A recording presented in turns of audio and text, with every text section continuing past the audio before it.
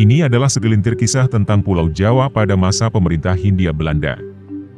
Dahulu kala, tepatnya pada tahun 1919, kala itu Pulau Jawa yang terbentang luas di Nusantara ini hanya dibagi menjadi 3 nama kota saja, yaitu Batavia, Semarang dan Surabaya.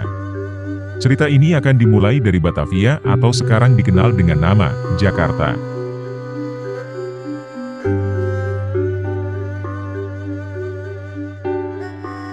Pada awal abad ke-20, sebuah pelabuhan yang kini dikenal dengan nama Tanjung Priok, berdiri tegak sebagai saksi bisu dari gerak laju sejarah yang mengukir nasib tanah air ini di bawah bayang-bayang penjajahan Belanda.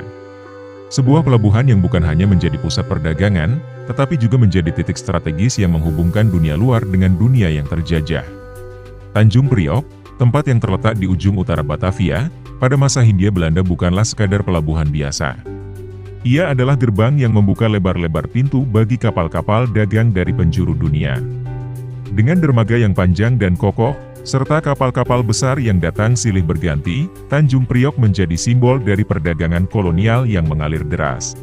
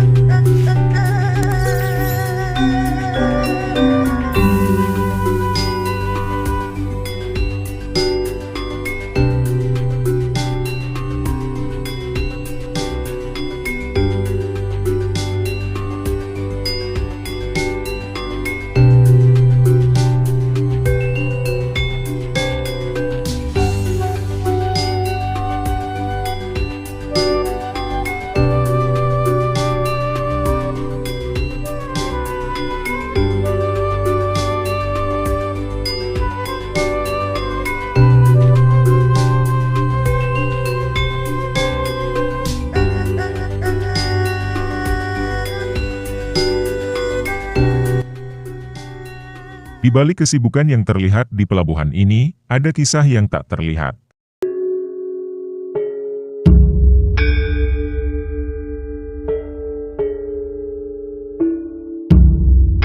Tanjung Priok adalah tempat di mana kekuasaan kolonial Belanda mengukuhkan cengkeramannya di wilayah yang begitu kaya akan sumber daya alam ini. Setiap papan kayu yang dipukul dengan palu oleh pekerja, setiap tali yang diikatkan pada tiang kapal, adalah simbol dari ketidakadilan yang menyelimuti tanah air ini. Tanjung Priok menjadi cermin dari ketimpangan yang terjadi, di mana kekayaan alam yang diambil, justru tidak pernah kembali kepada mereka yang memberi. Namun, Tanjung Priok juga adalah tempat bagi harapan. Di antara hiruk-pikuk aktivitas yang penuh dengan kesulitan, lahir juga semangat perlawanan. Dari pelabuhan ini, suara-suara perlawanan mulai terdengar, meski pelan, namun perlahan menggemakan ke seluruh Nusantara. Ada para buruh yang meskipun tertindas, mulai memahami kekuatan mereka. Ada juga para pemimpin yang akhirnya menyadari bahwa Tanjung Priok bukan hanya tempat keluar masuknya barang, tetapi juga menjadi titik strategis untuk menyatukan kekuatan rakyat yang telah lama tertindas.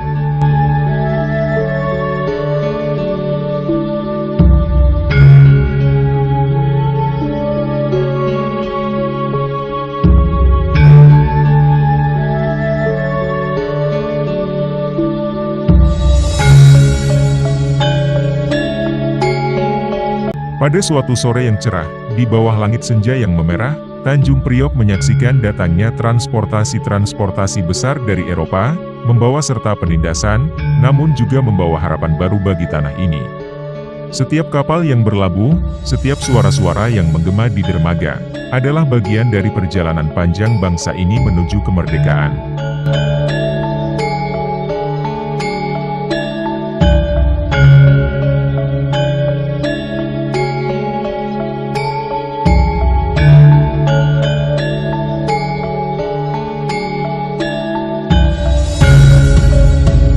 Tanjung Priok bukan hanya sebuah pelabuhan, ia adalah saksi sejarah yang melihat setiap detak jantung perjuangan di tanah Hindia Belanda. Para pekerja pribumi, sebagian besar dalam kondisi yang mengenaskan, memikul beban berat tanpa henti. Mereka, dengan tubuh yang kering dan lelah, memindahkan barang dari kapal ke daratan, menjalani rutinitas tanpa ada banyak pilihan. Bagaimanapun kondisinya, para pekerja pribumi harus tetap melanjutkan kehidupannya serta diiringi doa dan harapan untuk masa depan yang baik.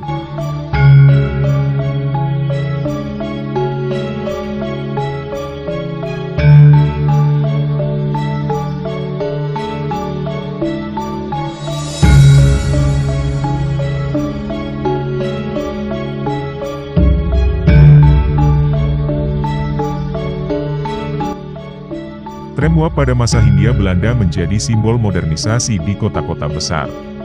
Tram ini membawa perubahan besar dalam cara orang berpergian, terutama bagi masyarakat kolonial dan golongan elit Belanda yang lebih sering menggunakannya. Namun, tram uap juga menggambarkan ketidaksetaraan sosial pada masa itu, karena sebagian besar pekerja yang mengoperasikan tram, termasuk masinis dan kondektur, adalah pribumi yang bekerja dalam kondisi keras dan rendah upah.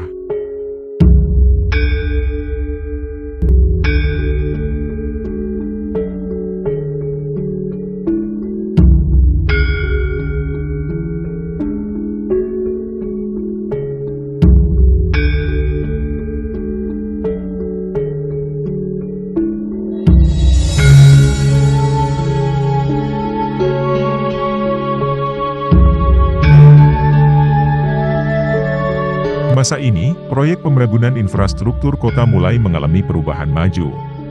Tentunya fakta sebaliknya malah dirasakan oleh warga pribumi, kehidupan mereka semakin tertindas dan tertekan.